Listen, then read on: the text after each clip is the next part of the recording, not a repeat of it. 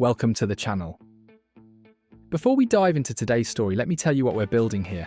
This channel has one mission: to tell the complete World Cup history of all 48 teams competing in the 2026 World Cup before the tournament starts. We're not just listing facts and scores, we're telling stories. The glory, the heartbreak, the heroes, the controversies, the moments that made you jump off your couch. Every nation has a story. Every jersey carries decades of dreams. And we're going to cover all of them.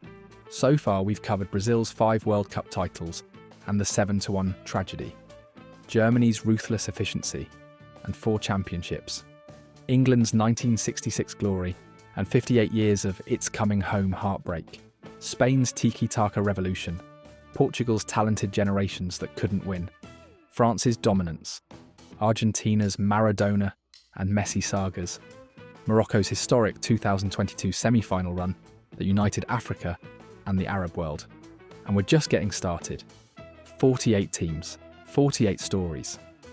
One mission: make sure you know everything about every team before 2026 kicks off.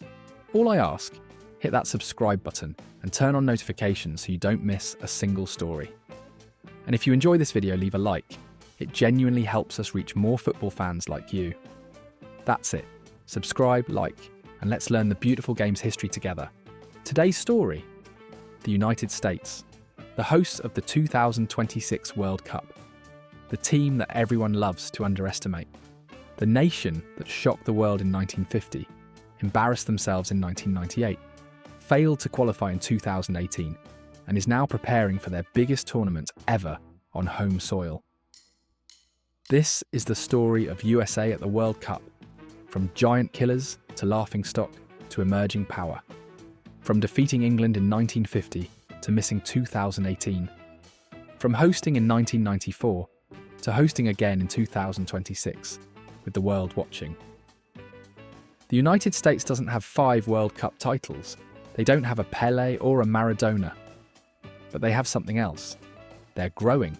They're improving.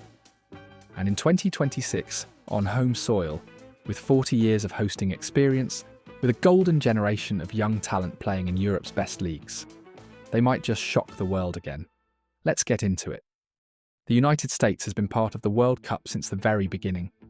In fact, the USA competed in the first ever World Cup in 1930 in Uruguay. Back then, World Cup qualification didn't exist like it does now. FIFA invited teams and travel was difficult. Most European teams didn't even bother making the long journey to South America, but the United States went. And they did pretty well. USA was placed in Group 4 with Paraguay and Belgium. In their first match, they beat Belgium 3-0. Bart McGee scored twice. The USA was winning at the World Cup. Second match, USA beat Paraguay 3-0. Another dominant performance. The USA topped their group with 2 wins and advanced to the semi-finals. In the first ever World Cup, the United States reached the Final 4, but the semi-final was against Argentina, one of the tournament favourites. Argentina was too strong. They won 6-1. The USA was out, but they'd made the semi-finals of the inaugural World Cup. That's actually the USA's best World Cup finish to this day, 3rd place, after losing the 3rd place match to Yugoslavia. Not a bad start. But then came decades of absence. After 1930, the USA didn't qualify for another World Cup for 20 years. They missed 1934, 1938, World War II cancelled 1942 and 1946, and finally returned in 1948-1950 in Brazil. The 1950 USA team was a mix of semi-professional players. Most had day jobs. They weren't full-time footballers like the European and South American teams. Nobody expected anything from them. They were going to Brazil to participate, not compete. USA was drawn into Group 2 with Spain, England and Chile. The first match was against Spain, one of the tournament favourites. Spain destroyed them 3-1. Expected. But then came the match that would become the most famous result in USA soccer history. USA versus England at Estadio Independencia in Belo Horizonte. England, one of the inventors of football, packed with professional players from the strongest league in the world. Heavy favourites. This was supposed to be a routine victory. England would win 5-0 or 6-0, and everyone would move on. But in the 37th minute, something incredible happened. A shot came in from Walter Barr. England's goalkeeper went to catch it, but Joe Gaetjens, a Haitian-born forward playing for the USA, dove forward and headed the ball into the net. 1-0 USA. England pushed and pushed. They had chance after chance, but the USA defended desperately. And somehow, impossibly, the score stayed 1-0. Final whistle. USA 1, England 0. It's considered one of the biggest upsets in World Cup history, the part-time Americans beating the inventors of football. It was so shocking that when news reached England, many people thought it was a typo. Surely it was 10-1 England, not 1-0 USA? But it was real. The USA had pulled off a miracle. Joe Gaetjens became a legend. That 1950 team became immortal in American soccer history. Of course, the USA then lost 5-2 to Chile in their final group match and were eliminated. But nobody cared. They'd beaten England, they'd shocked the world. The miracle of Belo Horizonte. After 1950, the USA disappeared from the World Cup for 40 years. They didn't qualify in 1954, or 1958, or 1962, or 1966, when England won, or 1970, or 1974, or 1978, or 1982, or 1986. 40 years. An entire generation of American fans grew up never seeing their country at a World Cup. During this time, soccer was a minor sport in America. The Big Four, NFL, NBA, MLB, NHL, dominated. Soccer was something kids played before switching to real American sports. The USA had a professional league briefly in the 1960s and 70s, the NASL with Pelé and other aging stars. But it collapsed. Soccer was not taken seriously in American sports culture. But in the late 1980s, something changed. FIFA awarded the 1994 World Cup to the United States. The USA would host the World Cup, and as hosts, they'd automatically qualify. This was controversial. Many in the football world thought giving the World Cup to a country that didn't care about football was a mistake. But FIFA saw potential. The massive American market, the stadiums, the infrastructure, the money. The USA would host, and they'd have to participate. After 40 years away, American soccer would return to the World Cup. Actually, before hosting in 1994, the USA qualified for Italia 1990. After 40 years, they were back. The 1990 team was young and inexperienced. Players like Tab Ramos, John Harkes and Tony Meola. They were facing elite competition after decades away. USA was drawn into Group A, with Czechoslovakia, Italy and Austria. It was tough. First match, USA lost 5-1 to Czechoslovakia. Destroyed. Welcome back to the World Cup. Second match, USA lost 1-0 to Italy. A better performance but still lost. Third match, USA lost 2-1 to Austria. 3 matches, 3 losses. 1 goal scored, 8 conceded. Last place in the group. It was rough, but they'd competed. They'd returned to the World Cup. And more importantly, they'd learned. The 1994 World Cup at home was approaching, and they needed to be ready. USA 1994. The World Cup came to America, and the pressure on the host nation was massive. The world was watching to see if Americans even cared about soccer. FIFA was betting that this tournament would grow the game in the USA and create a sustainable league. The USA needed to perform well to prove that soccer could work in America. The USA was drawn into Group A with Switzerland, Colombia, and Romania. A manageable group. First match, USA 1-1, Switzerland a solid start. Eric Wijnaldum scored. The USA didn't win but didn't lose. The crowd at the Pontiac Silverdome was loud. Americans were actually showing up and caring. Good start. Second match, USA 2-1 Colombia. This match changed everything. Colombia was one of the tournament favourites with talented players, and the USA beat them. Andres Escobar's own goal, which tragically led to his murder after returning home. And a goal from Eric Wijnaldum gave the USA a massive 2-1 win. The country was going crazy. Americans were starting to care about soccer. The stadiums were packed. The USA could actually make the knockout stage at their home World Cup. Third match, USA 0-1. Romania. The USA lost to Romania but had already done enough. They finished second in Group A and advanced to the round of 16 for the first time since 1930. Round of 16. USA 0-1 Brazil. The USA faced Brazil, one of the best teams in the world. At Stamford Stadium in front of 84,000 fans, the USA played well, but lost 1-0 to a Bebeto goal. Brazil went on to win the tournament. The USA went out, but with their heads held high. They'd made the knockout stage. They'd proven American fans would support soccer. And most importantly, the 1994 World Cup was a massive success. Attendance records were set. The world saw that soccer could work in America. As a result, Major League Soccer, MLS, was founded in 1996. American soccer had a future. France 1998. The USA arrived with confidence after their 1994 success. They had experienced players. They'd proven they belonged. This should be another solid tournament. It was a disaster. USA was drawn into Group F with Germany, Yugoslavia and Iran. Tough group, but manageable. First match, USA 0-2. Germany lost to Germany. Not surprising, Germany was a powerhouse, but the USA didn't play well. Second match, USA 1-2 Iran. This was the match, USA versus Iran. Political tension everywhere. This was more than football, and the USA lost. Iran came back from 1-0 down to win 2-1. It was humiliating. The USA lost to a team they were expected to beat. Third match, USA 0-1 Yugoslavia. Another loss, USA finished last in the group with 0 points. 3 matches, 3 losses, 1 goal scored. Absolute disaster. This was supposed to be the USA building on 1994's success. Instead, they went backward. It was embarrassing. Head coach Steve Sampson resigned. American soccer had to rebuild again. Korea and Japan, 2002.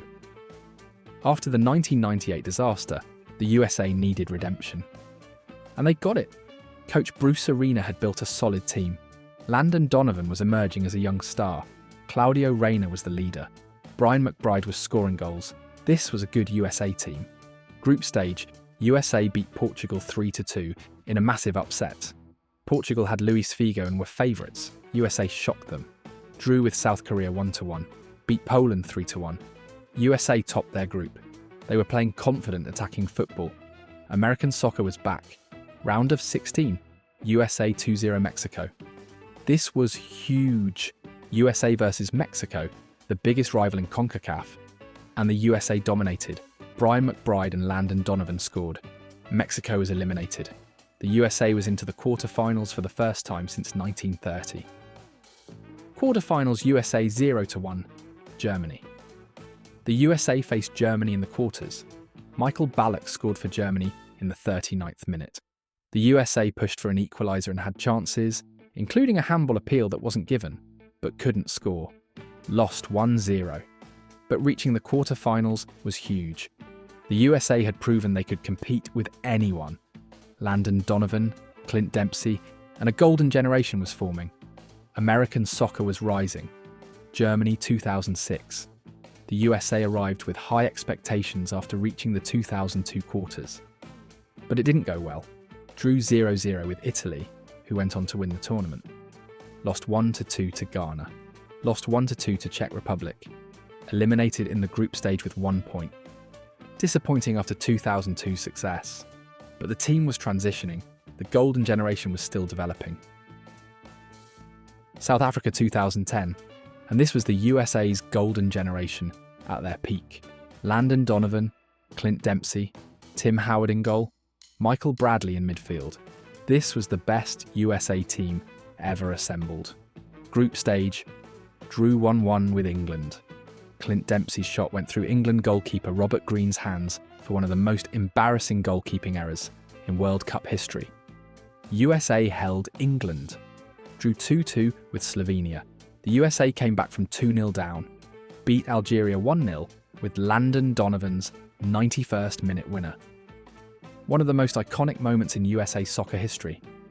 Donovan sprinting, sliding, scoring in stoppage time to send the USA through. The commentary, "Go, go USA," became legendary. USA topped their group. They were into the round of 16. Round of 16, USA 1-2, Ghana, AET. The USA faced Ghana, who'd eliminated them in 2006. Landon Donovan scored early, 1-0 USA, but Ghana equalised, extra time. Then Asamoah Gyan scored for Ghana in the 93rd minute. USA lost 2-1. Heartbreaking. But the USA had played well. They'd topped their group. They'd shown they belonged among the world's best. This golden generation had peaked. Brazil 2014. The USA was drawn into the group of death with Germany, Portugal, with Cristiano Ronaldo, and Ghana. Group stage. Lost 1-2 to Ghana. Revenge for 2010 for Ghana. Drew 2-2 with Portugal. The USA was leading 2-1 deep into stoppage time, but Cristiano Ronaldo crossed for Silvestre Varela to equalise in the 95th minute. Heartbreaking. Lost 0-1 to Germany. Despite only earning 1 point and losing twice, the USA advanced to the round of 16 due to goal difference. They'd survived the group of death. Round of 16, USA 1-2, Belgium, AET. The USA faced Belgium in an incredible match. Tim Howard made 16 saves, a World Cup record. He was a wall. The match went to extra time at 0-0. Belgium finally broke through with 2 goals in extra time. The USA scored 1 but lost 2-1. Tim Howard became a national hero. Things Tim Howard could save memes went viral. The USA had fought hard but fell short. Still, reaching the round of 16 from the group of death was an achievement. This is where it gets painful. The USA was in CONCACAF qualifying for the 2018 Russia World Cup. CONCACAF typically gets 3.5 spots. The USA always qualifies from CONCACAF. Always. It's expected. But the 2018 qualifying campaign was a disaster. Poor coaching decisions, aging players not performing, young players not ready. Everything went wrong. It came down to the final match day. The USA needed to beat Trinidad and Tobago, one of the weakest teams in CONCACAF, to guarantee qualification. October 10, 2017. In Trinidad, the USA lost 2-1. The United States failed to qualify for the 2018 World Cup. The USA, a country that always qualified, that had reached the round of 16 in 3 of the previous 4 World Cups, was staying home. It was a national disgrace. Coach Bruce Arena resigned immediately. US soccer was in crisis. How could the USA, with all their resources and talent, fail to beat Trinidad and Tobago? How could they not qualify from CONCACAF? The 2018 World Cup happened without the United States. It was humiliating. And it forced American soccer to completely rebuild. After the 2018 failure, US soccer rebuilt from scratch. New coach Greg Berhalter. And most importantly, a new generation of young talent playing in Europe's best leagues. Christian Pulisic at Chelsea then. Gio Reyna at Borussia Dortmund. Weston McKennie at Juventus. Tyler Adams at RB Leipzig. Then Leeds. Serginho Dest at Barcelona. Yunus Musa. Anthony Robinson. This was a young, talented team playing at the highest level in Europe. Qatar 2022. The USA returned. This young team was the future. Expectations were measured. Just show promise, get out of the group, build for 2026. Group stage, drew 1-1 with Wales. Tim Weah scored early, but Gareth Bale equalised from a penalty. Disappointing not to win. Drew 0-0 with England. The USA dominated the first half, should have scored multiple times. Drew with one of the tournament favourites. Beat Iran 1-0. Christian Pulisic scored but got injured doing so. The USA advanced, round of 16. USA 1-3 Netherlands. The USA faced the Netherlands, went 1-0 down, equalised through Haji Wright, but then Netherlands scored twice more. Lost 3-1, eliminated, but the young team had shown massive promise. Pulisic, McKennie, Reyna, Adams. This core is still young, and they'll be in their prime for 2026. At home. The 2026 World Cup is coming to North America, USA, Canada, and Mexico co-hosting. But the USA is hosting the majority of matches, including the final. The USA will host a World Cup final in 2026, on their own soil, with their golden generation in their prime, with 60,000 plus fans at every match. with home field advantage. This isn't just another World Cup for the USA. This is the tournament, the one they've been building toward. Christian Pulisic will be 28, Gio Reyna, 24, Weston McKennie, 28, Tyler Adams, 27, all in their primes, all playing in Europe's best leagues, all with World Cup experience from 2022. Can the USA shock the world again? Can they reach a semi-final? Can they win it all on home soil? The pressure will be massive, the expectations higher than ever. The whole world will be watching, and the USA, the country that gave us the miracle of 1950, the embarrassment of 2018, and is now rising fast, will have their biggest opportunity ever. The United States doesn't have the history of Brazil or Germany. They don't have 5 stars on their jersey. But they have something else. They're growing. Every World Cup, they get a little better, a little more respected. The infrastructure improves. MLS grows. More American kids choose soccer. More talent goes to Europe. The USA in 1990 was destroyed 5-1 by Czechoslovakia. The USA in 2010 topped their group ahead of England. The USA in 2022 dominated England in the first half. Progress in 2026 on home soil, with their golden generation hitting prime years, with 40,000 plus Americans at every match. Anything is possible. Will they win? Probably not. Brazil, Argentina, France, England are favourites. But can they shock the world? Make a deep run? Reach a semi-final? After 2002's quarter-final? After 2010's performances? After 2022's young talent? Yes, they absolutely can. That's the story of the United States at the World Cup. From the miracle of 1950 to the disaster of 2018 to the promise of 2022 and the massive expectations of 2026. If you made it this far, thank you. This is what we do on this channel. Tell the complete story of every nation's World Cup journey. The glory, the shame, the heroes, the heartbreak. All 48 teams before 2026 kicks off. We've covered the USA today. We've already done Brazil, Germany, England, Spain, Portugal, France, Argentina, Morocco and more. And we're not stopping until all 48 are complete. So if you want to know everything about every team before the 2026 World Cup starts, hit that subscribe button right now and turn on notifications. And leave a like on this video if you enjoyed it. It genuinely helps us grow and reach more fans. Drop a comment. How far can the USA go in 2026 on home soil? Can they shock the world again? Let's discuss. Next up, we'll cover another nation's journey. Make sure you're subscribed so you don't miss it. Until then, keep living and breathing football. Thanks for watching.